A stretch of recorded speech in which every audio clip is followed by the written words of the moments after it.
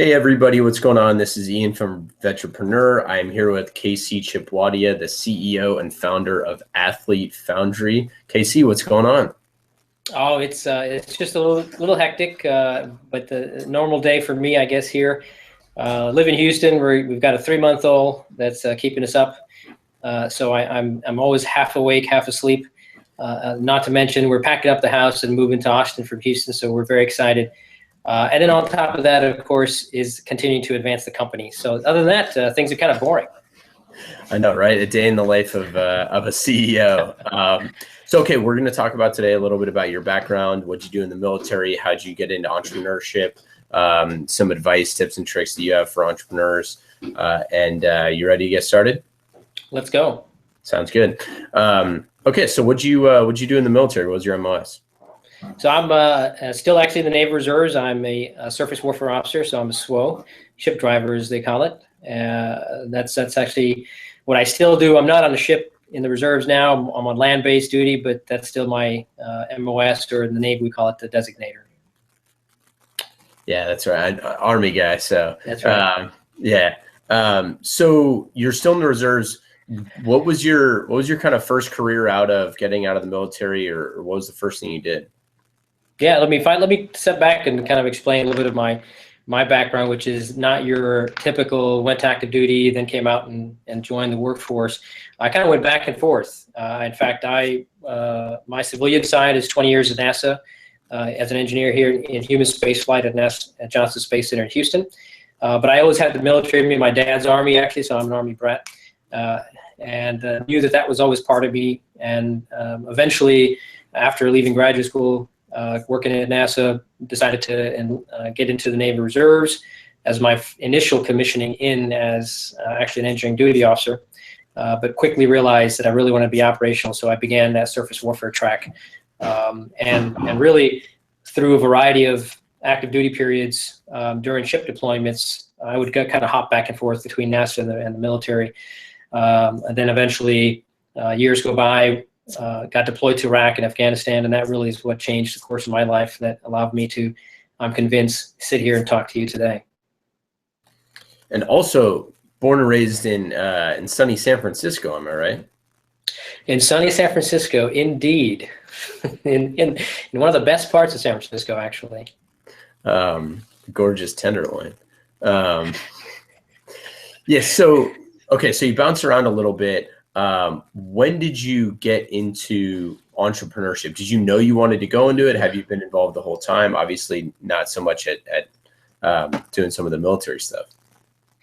No, I didn't. In fact, years ago, 20 years ago, I was almost anti-entrepreneur. I was just so passionate about the national cause. My life has always been about the national cause.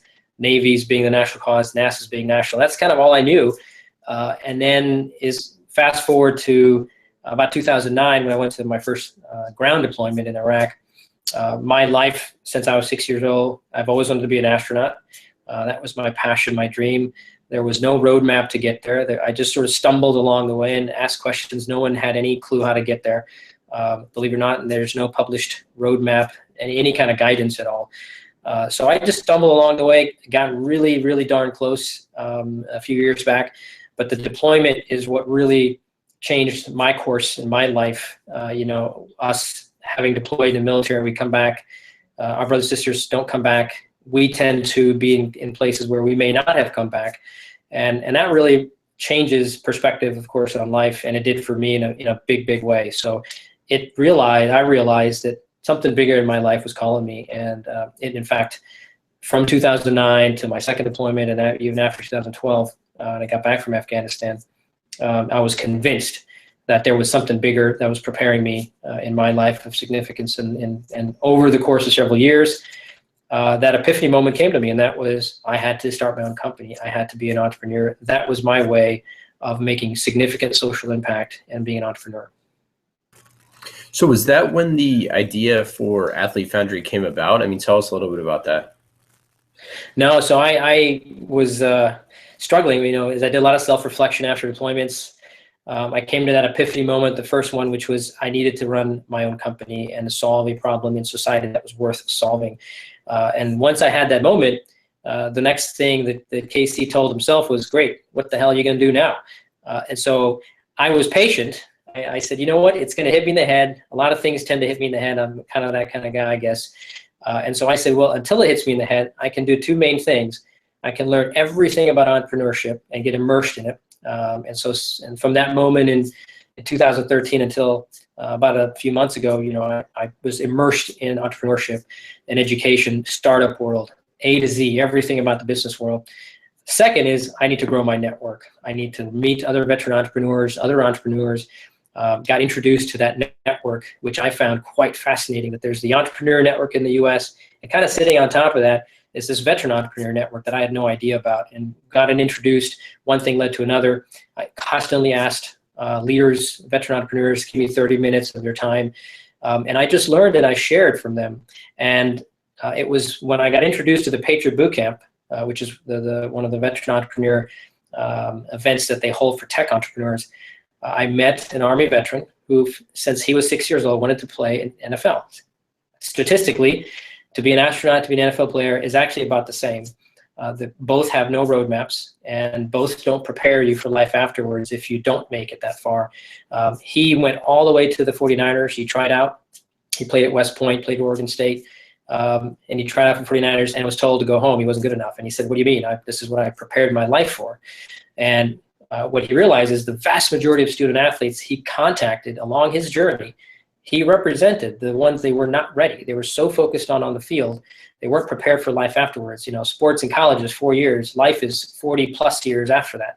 And so how do you really help kids understand the business of being an athlete? And that was kind of his key. Is he mentioned that to me in September of 2014 at my first Patriot Bootcamp. And that was the last dot I needed in my head, that sort of that firework explosion that said, that's the idea. And the reason is I've always loved giving back to kids. I've always wanted to be part of the military in some form or fashion. So he brought that third dot in my head, which was kids in the society that the closest resemble the military are athletes. Team vision, passion, focus. It was well documented. And so when he brought that to my attention, I said, that's it. That was the last piece I needed. These are kids that made a mental decision. They want to do better in life. They're not on the couch eating potato chips. They're off the couch doing things. What they lack is guidance and wisdom and experience. So it was it. That was it. Why wouldn't you want to help kids that want to do better in life? And so we're bringing our military background and creating the software solution that's going to actually help them excel in sports and life after sports. So that was the last piece I needed, and off to the races I began to plan my company. Yeah, you said a million great things there, but one of the things that and it's great that you were asking for 30 minutes of other veteran entrepreneurs, and we obviously feel the same way since we're trying to send that to everybody. But you said that you started with two things, and that was learn everything you could about entrepreneurship and then grow your network. And it's really important, the learning everything you can about entrepreneurship piece, because people say that, entrepreneurship isn't a career, and that's not a career. It's about finding the idea and finding that. But until you get the idea, or until you're inspired by something to create the idea, you need to learn all the terminology. You need to learn all the different things. You need to learn how to run a P&L. You need to learn a million different things. And if you don't know that stuff, it is a non-starter. And I mean, good luck with the best idea in the world. Your execution is going to be horrific. That's exactly right. And I tell you, I had the day job, of course, but at evenings and weekends, I was immersed. The family didn't see me. I mean, I just got so involved in everything because of that. What you exactly pointed out is I like to prepare and be ready. I won't ever be perfect. I recognize that, but I want to be intelligent and ready enough so that when that idea comes, I've done at least a lot of the groundwork. The P&Ls, the finances, how am I going to track all these administrative stuff that can really shut you down is important to know. And so I really focused on that. And I also want to say that I focused on lean development, of course, which is a big thing everyone's using. But I particularly subscribe to a method called running lean. It's sort of a variation of the running lean methodology that's out there, Steve Blank and Eric Ries. It's an author called Ash Murray. He's an author of a book called Running Lean. So he kind of twisted it just a little bit, and I love the way his take on it. And that's, in fact, how I've executed and planned the entire company, is using his methodology. Yeah, that's great. I mean, and we're working with Lean Startup Company, and I fully advise everybody to go lead or read Lean Startup, because it's hugely critical to your success as an entrepreneur. But there's a lot of resources out there that people just need to you need to kind of where to start, and that's one of the first things is learning that. Talk a little bit more about the networking piece, like a little more tactical. What actually did you do? I mean, were you going to meetups? Were you going to, signing up for book clubs? Like, what are the things that you were doing to actually, because saying, I was growing my network and networking is a bit nebulous at times. Yeah, absolutely great question, Ian. You can do the meetups, and I did actually do some of the meetups in the Houston area, generic meetups. I tried to find the Vetra meetups. There really wasn't any tech start meetup that I could initially find. And so I asked, essentially, I'm in the reserves still, so I actually, through my reserve units, realized I had a couple of other officers that were in that entrepreneurial world as well. So every chance I got, and I met someone that had some resemblance of entrepreneurship, I took their ear, spoke to them, and through that conversation, a piece came out that said, well, they know someone else. And I said, can I get an introduction? And of course they would say, absolutely. Why wouldn't they want to help a fellow veteran? So it was through the introductions. I never said no. I often got asked or told, hey, Casey, I'm happy to introduction, but you know what? Sometimes people were a little uncomfortable saying, well, you don't really know what you're going to do as a company yet. You're just learning. So it may not be the right time to talk to them. And I said, you know what? I understand you, but please make the introduction anyways. I just let it hang out there. Being courageous enough that it is what it is. And the worst thing they can do is say, no, this was a waste of time. And you know what? I'm better for it. And it's only 30 minutes of my time. I do believe it's a valuable 30 minutes of their time, but I can't tell you how many times a connection met me to another connection, maybe to another. These were not single introductions that Casey had. These were really just a handful, and then they multiplied, and then they multiplied, and they multiplied. So I always asked for introductions. I always was respectful of their time. I took the heavy lifting. I did the scheduling. I did the calling to them. I made it so pain-free on their side that they just couldn't say no. That's a really, really important piece. If you ask for someone for 30 minutes of their time, you better be sure you're going to meet them wherever it is that they want to meet. You're going to meet them, however, if that's a Skype call, if it's a phone call, if it's in person for coffee. I heard someone say the other day, I think it was Gary Vee, was talking about how don't offer to buy me food. Like, I have enough money to buy my own food. That doesn't help me. What matters to me is my time. So I think that those sort of things are hugely important. But I want you to touch on something else, which is how much you volunteer. So I think that is another hugely critical piece to this, is you're not just going around asking for people's time. On the other side of that, you're going around and volunteering your time to other places, to other startups, to other groups. Talk about how you've kind of done that. I am, yes, indeed, because all of us, I think we have it in our DNA as in the military, is we love that service mentality perspective. And I recognize that startups are consuming, life is consuming families, but I have that itch. I love to help where I can. And obviously we have to say no at some point. That's a hard thing to do, is to say no. And I've been better at it, but I believe that I look at it as now I do, is that I have so much energy in this world left. Where do I want to maximize that energy that it allows me to provide maximum impact on the other end? It's like a hamster. I hate doing the hamster on a wheel analogy, which I used to do. And so I'm more strategic now, knowing that I need to say no to a lot of people, but I do want to say yes, and I should never say no to 100% of the people. So I chose communities and groups that help lift me, because we are the average of I say the 5 people around us. So Patriot Bootcamp, as you know, is one of those organizations I picked that I absolutely subscribe to.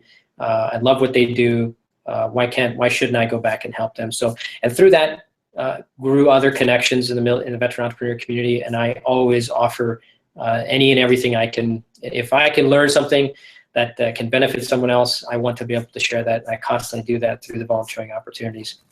Yeah, and I think it's interesting that we met at a Patriot Bootcamp, but previously Sean McIntosh at KC Bunker had shot me your information saying, hey, talk to Casey. So you see that there's a few different areas that, especially in the military community, you can get kind of looped in with different people. And there's a ton of that going on. And a lot of that is behind the scenes. And if you're going to events, like you said, you know, if you're on the hamster wheel, but you want to choose 1 or 2 events a year that you really go and try to meet a bunch of people, those things are out there, whether that's going to, you know, it could be vets or not, but going to somewhere like the Launch Conference, you know, where you're going to meet hundreds and hundreds and hundreds of other entrepreneurs, where you can kind of take 1 week and deep dive into that, and the rest of the year kind of plan around that.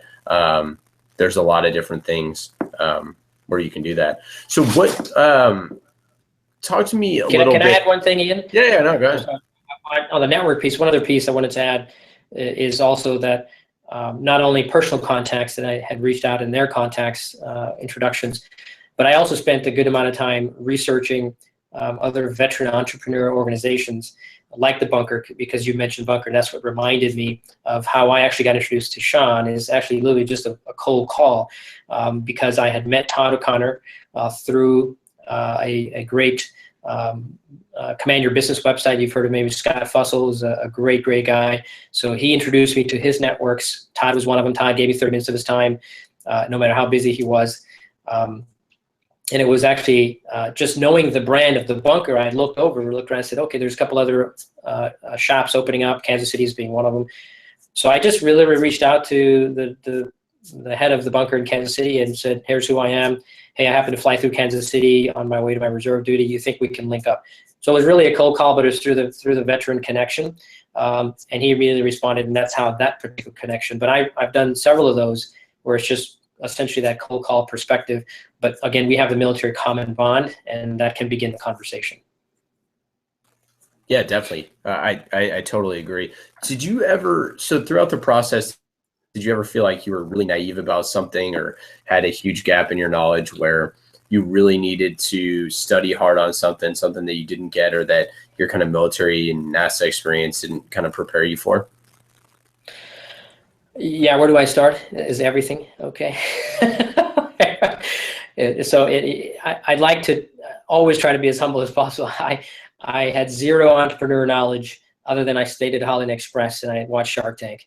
And so that zero qualification, and from that perspective. And so I really truly said, you know what, I don't know anything. And I'm a curious guy to begin with. So I love constantly the thirst for curiosity and knowledge. So I was naive about literally everything. And I started from ground one, which included reading prolific number of books in the startup world, from the Running Lean, the Lean Startup, all the way to the Founder's Dilemma, which is a fantastic book. I can't recommend enough. You know, all these books, because they offer alternate ways to look at problem solving and company building. Because it's, to me, the startup world is in itself still a startup. I mean, you may have someone that believes that they're an expert in a particular method, and they may be a world-renowned best-selling author, but you know what? Every scenario is different, and you have to take it into context and not apply it how to use. So yeah, I was naive about everything. So getting a little bit more tactile about specifically with Athlete Foundry. So creating a company that involves students, that involves parents, that involves all those sort of things, obviously difficult. Kind of what have you seen through the process of how you approach those things with kind of that military mindset of, you know, tiered organizational structures or whatever it is that you want to kind of see there? But what are the kind of advantages that you've seen that, you know, having a vet has allowed you to look at kind of those multiple different groups of individuals? Great question. Actually, let me expand that a little bit with you too. That's a great deep question, which to me, I'll first summarize the company by saying, you know, what we do is for the pre-college student athlete that has that passion to play in college, we take that passion, turn it into a powerful roadmap that increases, one, your odds of getting into college sports, and two, your odds of increase in success in life after sports. So it's building that complete athlete, excellence on and off the field. It's not just one-ended focus. So with that, having said that as a sort of a drop, what really the military background, of course, is the things that many articles already say about how a veteran is particularly well suited for entrepreneurial world. Limited resources are, things that we experience in deployments. Get the mission done, understand the mission, understand the risks, make decisions, limit and do all that. Oh, by the way, in limited resources and time, go. So that's all there. But for me particularly, let me dive a little deeper into what that means for Athlete Foundry, because in the other piece of the military, we're not just our behaviors and attributes as who we are in training, what we become in military, but in particularly in joint operations world, how we do mission planning, very, very doctrinal, very detailed, very disciplined, how we do mission planning. That, and in fact, is the blueprint that is actually being translated into a software solution. Instead of mission planning, whether you're invading a town, a country, it's life planning and understanding how does one decision affect the outcome. In the civilian world, we call that kind of like systems engineering, where you got a bunch of systems together and you got to all work together. It's a balancing act. So not just how we're trained in military helps us execute as leaders and entrepreneurs. I actually take it a layer deeper. In fact, that the how we do mission planning, that philosophy, that framework, is in fact exactly what I'm converting over into a software solution for life planning. Well, and I think when I first heard, and we talked about your company, the way that you look at those students is kind of a similar mindset to the way that someone like a leader would look at one of their soldiers or sailors or something like that. It's kind of immediately jumped out at me as, hey, what is the plan for success? Like, how are you personally going to plan? How are you being evaluated? How are you going to achieve the next steps in your career? Whether that's literal career, whether that's sports career, both, obviously, with you guys. So talk to that kind of the inherent leadership that you're going to provide for those folks. Yeah, that's an awesome question, because it's really about the deeper reason for athlete founders exist. The Foundry term, of course, in building something from ground up. Let's do it right from the very beginning, and that is looking at the big comprehensive picture, not just the sports piece. Sports is really just it's an anchor. It's the reason to propel in life. So it's being used to really prepare you for in life afterwards. But we can really leverage sports for that. So it's about when I interviewed tons of student athletes, and one of the questions I asked them is, what's your non-sports passion? And believe it or not, all but one answered, I don't have one. Am I supposed to have one? It was shocking to hear so many kids, regardless of age, really just didn't have that other passion. And that is only one drop in the bucket as to the problem about what happens afterwards. So that, the two main issues that we're solving, one is there's an average of 6% kids that go from high school to college sports. Well, those 6%, the vast majority of them are not well-rounded. So we're going to, first of all, help and impact them to be well-rounded so that they're prepared for life afterwards. But here's the more exciting piece, Ian. That's 6%. What about the 96, 94% that don't get to college sport? What about them? Let's say not all want to play in college sports, but let's say 20% roughly do. That's a reasonable number. What about giving that 20% a chance, the underdogs, telling them it is possible, because for a variety of reasons, made a few mistakes, the parents aren't wealthy, they're not connected. There's so many reasons that someone told them that they cannot do this thing, and that's wrong. And so we want to lift and empower those 20% across all these sports, 26, 27 sports. Imagine the impact that we can make in just that. And so it's about using sports as the way to keep the conversation open, because that's front and center to them. But along the way, we're going to improve their life in other ways too. So it's really created this very powerful roadmap that helps them on all the steps, help to increase their chances in sports. And along the way, we're going to throw in these great things that are actually going to help increase, I'd almost equate that to we're building their market value, so that when they're done, they've come out with this market value that's actually better than zero when they first go in. Yeah, it's fantastic. I really love the kind of holistic approach that you took to developing people that are at a young age, who's especially coming from backgrounds that may or may not have any clue of what they want to do. or the vast majority who obviously don't. We do something, at STEM Jobs, which is one of our brands. It's a similar sort of idea where you have to connect what they want to do, and most of the times they don't know what they want to do. So you kind of have to say, well, what are the things that you really like doing, and how to kind of accelerate their interest into those areas. And specifically with sports, it's such a captivating field that if they already have the same discipline and focus and energy on those type of things, then you can much more easily transition that if they don't make the team to how to use those same exact skills. It's great work. And I mean, did you have any personal kind of feel with this? Obviously, you talked about earlier how you had talked to a few folks. Did you have peers that kind of had this happen to them? How did you kind of, that aha moment that you were talking about earlier, talking and listening, do you have any personal experience with that? So let me see. So the aha moment, of course, was the business idea. What is that thing that I'm going to devote my energy and life really towards helping solve and make a huge impact in society? That's the plan, at least the big, hairy, audacious goal, which was the student athletes. Did I have any personal experience? I never played collegiate sports. I played high school sports, played football, played other sports, did RTC and that such. But it was really, almost strip away the sports element. What really excited me, and that's why, I picked and attached myself to the student athletes, was it didn't matter. It was the fact that these groups of kids in society were those that already made a mental decision that they're going to work harder than the regular students, because they have to practice at 5 a.m., do homework till 10, because they have a long schedule. They've decided that they're going to do more and work harder for to achieve something greater in life.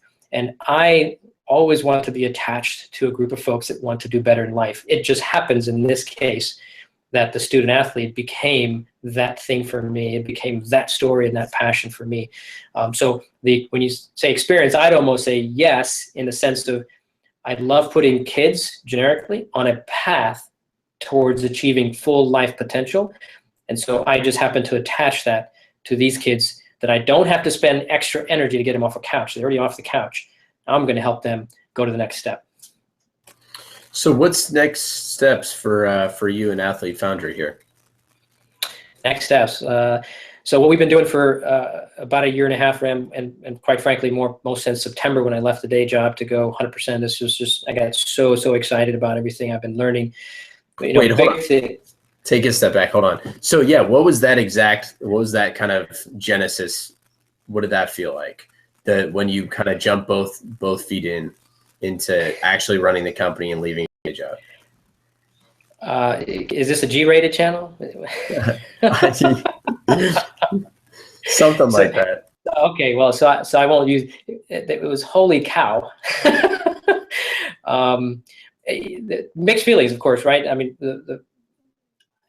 the first one was excitement of, I can't believe this day has come. I've been planning for this day. Quite honestly, I told my family, my bride, actually, the December of 15, last December, was the day I was going to leave the day job. This was back in last summer. But as I got deeper into the intel gathering, that was a huge piece, right? That's another military thing that's inside of all of us, is we're all about intel gathering before any mission. So the intel gathering just got so exciting when I talked to parent after parent, and so many parents that said, Casey, I wish I had what you're building when I started with my kids. I wish I had. And I was able to validate so many of my hypotheses, that more I got into it, I realized I can't stop thinking about this. And when I got to that point where I just said, even in the day job, I was hard and struggling to give my day job the 100% I owed them, which I did, but it was so hard. And I realized that I can't wait till December. I have to do it sooner. And so September became the day for me. I said, I've got to do this. And, we're not, from a financial standpoint, we're not well off. And so it's like, well, I brought it up to my bride, and she's just a rock star, military spouse, as they all are. And she said, you know what? We'll figure it out. This is what you want to do. This is that dream. Let's go do this thing, and we'll figure it out. And I said, okay. I said yes before she could change her mind. But it was a exciting moment, exhilarating moment, scary moment, of course, because I've got kids. I got to feed them. I've got baggage. I'm not just out of college and I can live on ramen noodle in the back of a car. So I had there was some struggles there, but I can't tell you, I will never look back. It's been so exciting about creating something, introducing it to the world, and seeing what the world says. There is lots of risk, and there's going to be criticism when people look, and I've got criticism where people say, what the heck are you doing? Because it's not a normal mainstream thing. It's one thing for me to leave my day job, but the product itself and how I'm changing the narrative about looking at the student athlete world nationally, that's my vision, is different than your mainstream. And because it's different, I am getting eyebrow raises and question marks, and you know what, so what? I truly believe in this. It's going to make an amazing impact to millions of families, and I'm going to say, watch us. That's awesome. Well, I mean, we're going to definitely track how everything goes with you, and I'm sure we'll talk really soon. Hey, what's the website? Where can everybody find you? Great. So website right now is actually, so we don't have an actual full website yet. We have a landing page, and I'll send you the link after this. It's a longer landing page, leadpages/athletefoundry.com. So I'll send that to you after this, so you can include that. And what that has, landing page, is a very high-level explanation of what the company is all about, and if you'd like to be added to our newsletter to follow our journey over the next several months. And so for me, the next 3 months for me is I continue to build my team, the core set of teams that I'm members that I'm looking for, particularly market communications, social media, superpowers person, as well as a full stack developer right now. So that's kind of the last two I'm rounding out. But I'm also going to be fundraising starting next month. So I already have an interested investor without even seeing the pitch deck. He's been following my journey. He's a great veteran entrepreneur supporter. And he pretty much said, Casey, when you're ready, I want to be first dibs. So it's been very, very exciting to have someone like that on our side. Yeah, definitely. And you're doing a beta group, right? That is correct. Yeah, we're doing the beta group. Starts next month. We did a short trial period in January where we continue to validate, because it's all about continuously experimentation. So we validated a bunch of stuff, got all the kids excited. We've already impacted 17 families in a positive way just by sharing the knowledge that we've gained. They've all walked away with, wow, thank you so much for doing this for us. And this is from parents that initially said, Casey, I already know what I'm doing everything. So I'm not sure we're going to teach me, but you know what, please include me in your group. All the way to parents that said, I'm clueless, help me. Every single one has walked away with something positive, and I love the fact that we've already impacted 17 families. Fast forward to now, we've got a 6 months now, sort of a heavily discounted but paid subscription period that's starting, and we've already got 6, 7 parents in there, and our 15 to 20 is kind of what we're looking at. So we're excited about getting that started. Awesome.